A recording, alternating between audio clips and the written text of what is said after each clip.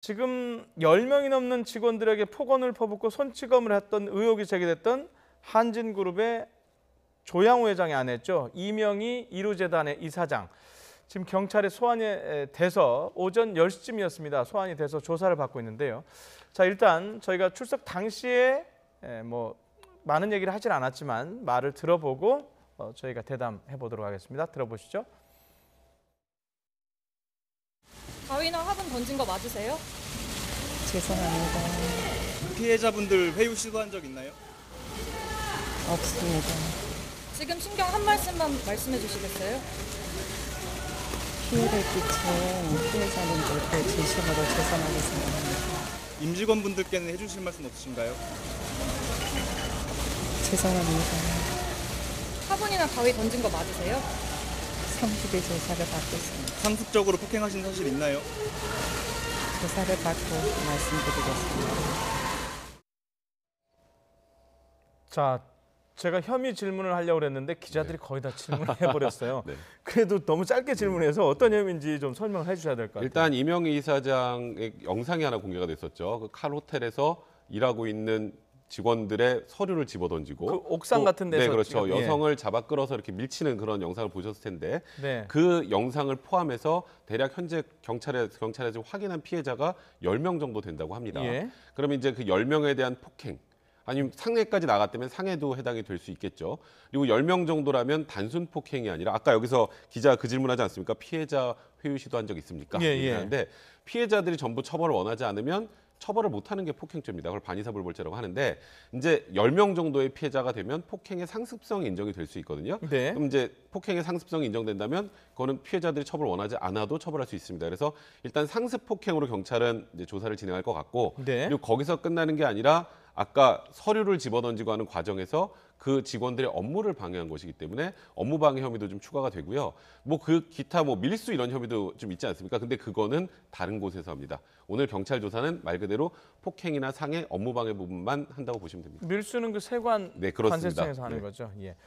자, 지금 그 경찰 소환까지 이 일이 불거지고 난 뒤에 좀 상당히 너무 오래 걸린 거 아니냐 그런 얘기가 있는데 어떻게 보세요? 그거는 오래 걸릴 수밖에 없었습니다. 아, 왜냐하면 피해자 한 명, 아까 그 영상에서 보는 건 너무나 피해가 명백하죠. 그 피해자 한 명을 가지고 만약에 경찰에 소환을 해서 조사를 하는데 피해자가 덜컥 이제 처벌을 원하지 않는다고 합의가 돼버리면 그럼 이제 더 이상 조사를 못 해요. 이제 그렇기 때문에 일단 이명희 이사장과 관련해서는 굉장히 많은 피해자가 있다는 제보들이 많이 들어오지 않았었습니까? 네. 그래서 일단 피해자들을 하나하나 확인해서 제가 말씀드렸던 것처럼 폭행의 상습성 부분을 입증을 하기 위해서 다수의 피해자와 접촉을 하고 그리고 피해자로부터 피해 진술을 받는 그런 것들이 필요했기 때문에 이게 좀 길어졌다 이렇게 보시면 됩니다. 이게 봐줘서 길어지거나 그런 건 아니라는 점은 말씀드려도 될 것 같네요. 예. 자, 조금 전에 이제 기자도 질문했지만 혹시 회유를 시도했느냐 이 네. 부분도 상당한 어떤 의미를 갖고 조사를 할 수 있지 않습니까? 근데 이제 그런 건 있습니다. 이제 폭행 같은 경우에는 대부분 피해자를 찾아가서 합의를 시도합니다, 원래. 그러니까 그거 자체를 뭐라고 할 수는 없어요. 합의와 회유는 다른 얘기네요. 그렇죠. 그러니까 합의를 시도하는 것을 이제 회유라고 한다면 그거는 제가 보기에는 좀 너무 간 것 같고. 근데 이제 문제는 제가 말씀드렸던 것처럼 폭행의 당사자가 처벌을 원하지 않으면 처벌을 못 하기 때문에 일단 피해자를 찾아가서 많은 돈을 주고 약간의 겁박을 한다거나 하게 되면 이제 그 문제가 되죠. 아무래도 지금 현 시점이 그렇지만 대한항공 총수일가 아니겠습니까? 네. 그런 부분들 때문에 경찰이 피해자들의 신원을 노출하는 걸 굉장히 꺼렸다라고 합니다. 네. 이명희 이사장 측에서는 피해자들을 찾아가기가 좀 지금 힘든 구조였던 것 같고요. 그래서 아까 이명희 이사장 말했던 것처럼 회유 시도는 없었다 이런 얘기를 적극적으로 밝히는 거 아닙니까? 예. 좀 전에 말씀하시기를 합의를 하면은 처벌을 할 수 없다는데 무조건 네. 안 되는 겁니까? 그러니까 폭행만 해당이 되는 경우에는 폭행, 네, 예. 폭행죄 같은 경우는 2년 이하의 징역형이나 500만 원의 벌금형이 처해지게 되는데 네. 문제는 피해자가 저는 처벌을 원하지 않습니다라고 하면 그거는 아예 처벌을 못하는 그런 죄입니다. 그러니까 반의사불벌죄라고 하거든요. 네. 그런데 이제 폭행에서 이게 좀 정도가 더 나가서 굉장히 다양한 사람들에게 피해를 끼쳐서 상습성 인정되면 상습 폭행이 되는 거고요. 예. 그다음에 또 그 얼마 전에 있었죠. 조경용 가위를 집어던지고 화분을 집어넣었다라는 제보가 왔다라고 하는데 그게 그건 사실이면 특수폭행인가요? 그건 위험한 물건이 되기 때문에 예. 위험한 물건을 사용해서 직접 그게 사람 몸에 맞지 않아도 그건 특수폭행에 해당합니다. 그렇게 되면 그 경우에는 피해자가 처벌을 원치 않아도 처벌을 할 수가 있는 거죠. 그래서 경찰에서는 최대한 많은 피해자를 그것 때문에 확보를 하려고 했던 것 같습니다. 예. 자, 일단 이명희 사장 입장에서는 어쨌든 방어를 해야 될 거 아닙니까? 네. 자, 이 지난번에 어찌됐든 소환이 되고 나면 항상 뭐 시청자 여러분이나 저희가 궁금한 게 영장 네.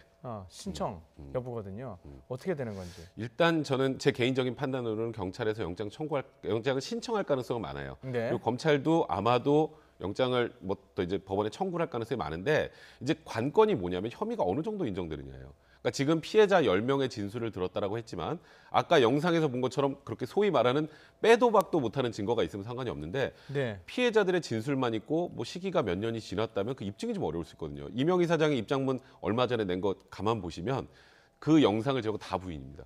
그러니까 그러면 아마 변호인단도 아니 그거 피해자의 단순한 진술일 뿐이고 우린 그런 적 없다라고 하면 추가 목격자가 있거나 아니 뭐 CCTV 영상이 있거나 이런 부분들을 추가로 확보해야 될 그런 개연성이 많기 때문에 그에 대한 조사가 일단 가장 중요할 거고 그게 인정이 된다면 그러니까 피해자 10명의 이제 피해 사실이 거의 사실로 확인이 된다면 그러면 조심스러운 예측입니다만 구속영장을 신청하고 청구할 가능성이 많습니다. 예. 자, 이 이명 이사장 얘기만 했는데요. 마지막으로 지금 이른바 한진 일가 전체에 대한 네. 약간 뭐 수사라든가 관세청 수사라든가 이게 간단하게 정리를 좀 해주시죠. 그러니까 지금 거의 우리나라의 모든 사정기관이 총동원 돼 있죠. 아, 예. 그러니까 제가 알기로도 뭐 관세청, 국세청, 출입국관리소까지 전부 다 지금 하고 있지 않습니까? 네. 일단 뭐 가정부, 필리핀 가정부와 관련해서는 출입국관리소에서 지금 조사를 하고 있고요. 출입국관리소. 그리고 이제 밀수 부분과 관련해서는 관세청에서 진행을 하고 있고, 예. 그다음에 그 조세 포탈 관련해서 그 상속세 포탈 했다라는 얘기 나오지 않습니까? 예. 그 경우 그거는 이제 국세청에서 조사를 하다가 검찰로 넘긴 상황이고요. 네. 그러니까 지금 뭐 거의 총수 일가가 뭐 전부 다 지금 거의 우리나라 사정기관 관련돼서 다 조사를 받아야 될 상황이고 그 부분들이 전체로 다 정리되기는 좀 시간이 한참 걸리지 않을까 이런 생각이 좀 드네요. 예. 들어보니까 4면 추가가 아니고 한 5, 6면 추가인 것 같습니다. 자, 여기까지 듣도록 하겠습니다. 백성문 변호사였습니다. 고맙습니다.